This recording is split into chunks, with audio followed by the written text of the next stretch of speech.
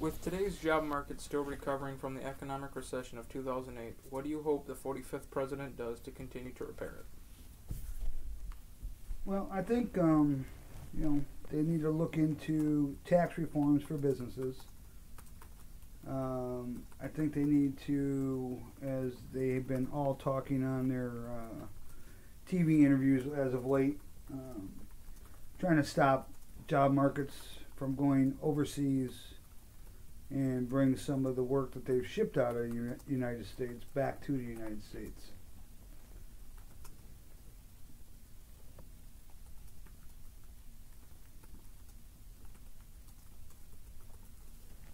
Okay. Another major issue that has been thoroughly discussed during this election is immigration. What is your opinion on this, and how do you think we could fix the problem? Well, immigration in itself, there's really nothing wrong with it, but there's rules and regulations. If you expect to come to America, and you're expected to do what the rest of us have to do, you have to be legal, and you have to follow the rules. You can't just come across the border and then, expect everything's peaches and cream. You can't do that. Alright. Back in October of 2001, a bill was signed into law known as the Patriot Act. This allowed for our government to view our phone records and trace cellular phones if need be. Did you know about this, and do you agree with this measure? Well, I can't say I knew about it in depth, but I did hear about it. I don't wholeheartedly agree with it, but there are some, there's pros and cons to it. With all the terrorists and acts going on today, I'm sure, I would certainly think that you have to have due cause to be looking at somebody's records like that. But I think that they should have some governing laws, and I know that Sam had told me that there was only one case reported. One case reported. So I mean the track record isn't all that good, but I think the theory behind it had some good meaning to attempt to protect the American people, but obviously it's fallen flat on its face somewhere. Alright.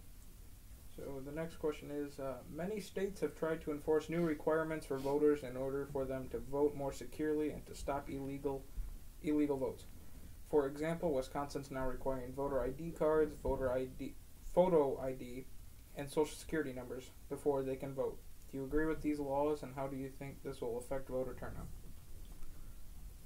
Well, honestly, I don't think there's not even a question in my mind. You should have all those documents. You should have a photo ID. You certainly should have social security number for sure. That's just, without that kind of stuff, you get these runaway votes. People voting when you're dead. Or, you got too many illegal votes going on. It just doesn't make sense to do anything other. You got to have those documents to vote. Right. The final topic is a rather tough one, and a rather infamous topic at that. It's gun control.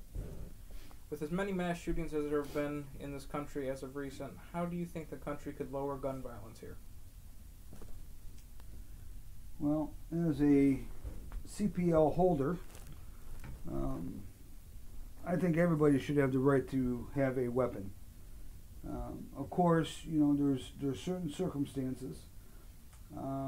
As I've gone through the training and classes and shooting at the range, I personally don't think it's enough at all.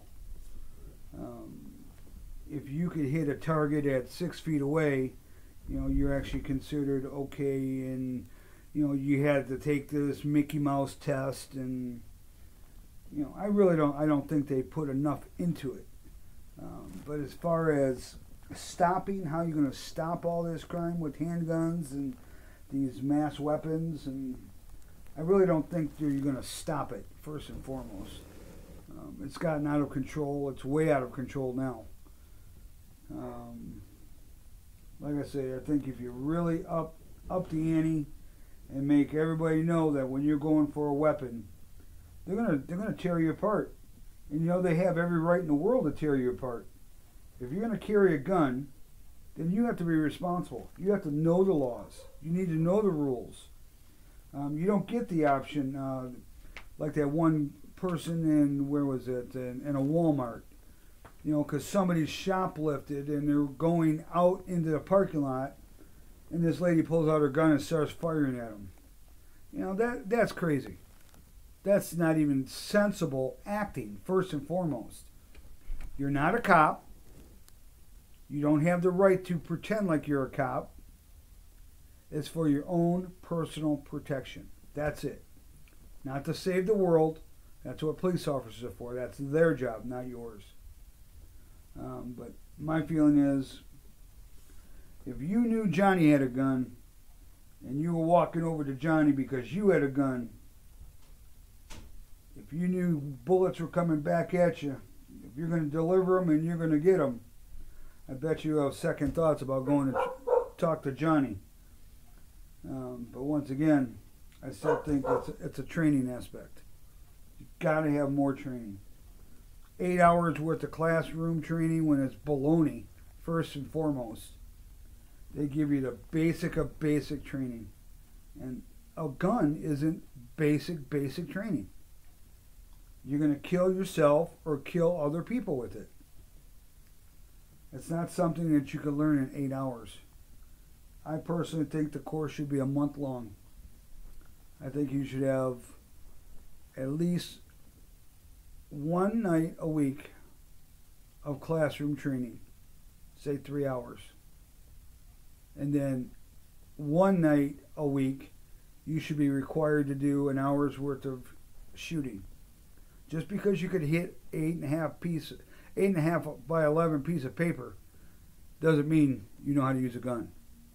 Some people don't even know how to load weapons. Some people don't even know how to unload weapons. So that's a huge problem.